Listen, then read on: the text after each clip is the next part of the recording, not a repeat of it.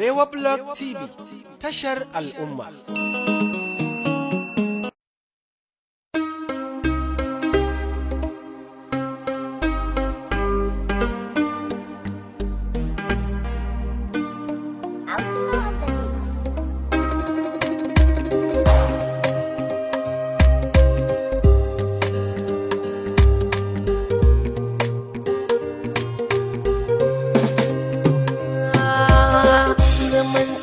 Zaki duba ki ban san ki kar in kasa, umarnin iyayenki ba za ya cutar da ki ba.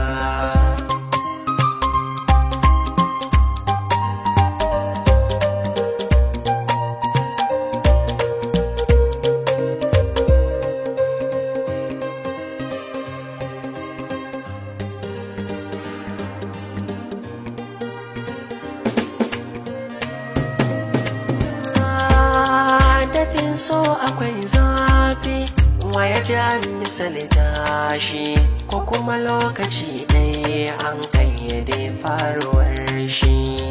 Ya sa na masu na gune kamar mai zubin dashi, jira na keke ban amsa da kanki karki ya fashi.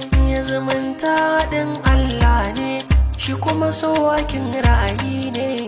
Duk tsananin kamun da ya yi maka baka karɓar shi ba shi, ya kilamince min ni soyayya, ya ki amince min ni tarayya. Tsakaninmu da ke da alaka, ko ba so akwai fahimta, iyayenmu su ne sanadin addu'a ta da ke.